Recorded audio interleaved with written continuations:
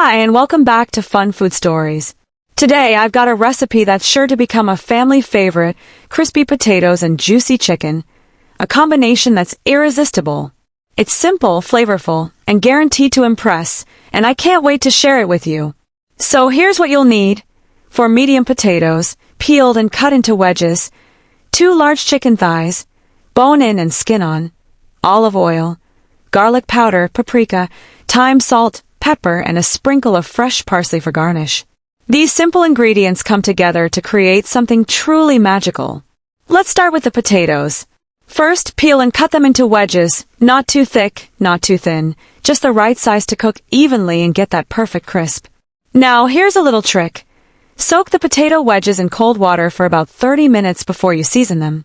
This helps remove excess starch, which is the secret to getting them extra crispy.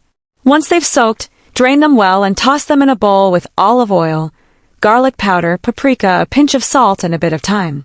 You don't need to hold back on the spices. This is where the flavor begins. Next, we move on to the chicken. Make sure to pat the thighs dry with a paper towel to ensure crispy skin. Dry skin means crispy skin, so don't skip this step. Now, rub the chicken with a bit of olive oil and season generously with salt, pepper, and paprika. I like to add a touch of thyme here, too, for that earthy flavor. For a little extra indulgence, melt some butter and brush it over the chicken skin during the last 10 minutes of roasting. It'll make the skin golden and perfectly crisp.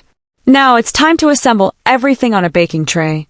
Line your tray with parchment paper for easy cleanup, then arrange the seasoned potato wedges in a single layer around the edges. Place the chicken thighs in the center, skin side up, so they get that golden, crispy finish. Pop this tray into a preheated oven at 400 degrees Fahrenheit, 200 degrees Celsius, and bake for about 40 to 45 minutes. The potatoes will crisp up beautifully, and the chicken will turn golden and juicy. Halfway through the cooking time, give the potatoes a toss to make sure they cook evenly.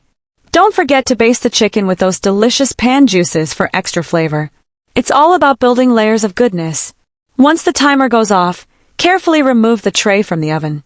You'll be greeted by the most amazing aroma, crispy potatoes, and perfectly roasted chicken. Transfer everything to a serving plate and sprinkle some freshly chopped parsley over the top for a burst of color and freshness. And that's it. You've got a meal that's not only delicious but also simple to make. This dish is also incredibly versatile. If you don't have an oven, you can cook everything in a skillet. Just sear the chicken and potatoes on high heat until crispy. Then cover and cook on low until everything is tender. And if you're looking to make it more seasonal, try tossing the potatoes with a pinch of cinnamon or nutmeg in the fall, or squeeze a bit of lemon over the chicken in the summer for a fresh twist. Here's my challenge for you. Put your own spin on this recipe. Maybe swap the regular potatoes for sweet potatoes, or use rosemary instead of thyme. I'd love to see your creations, so share your photos in the comments below. Every time I make this dish, I'm reminded of those cozy Sunday dinners with my family, where the kitchen was filled with laughter and the aroma of delicious food. Food really does have the power to bring people together. And speaking of flavor, let me tell you, taking that first bite of crispy potato and juicy chicken is pure bliss. There's nothing quite like it.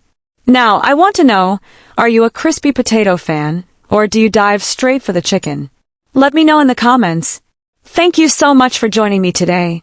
If you love this recipe, make sure to hit that thumbs up button, share it with a friend, and subscribe to Fun Food Stories for more delicious ideas. And don't forget, tomorrow we're diving into a quick and easy garlic butter shrimp recipe, so stay tuned.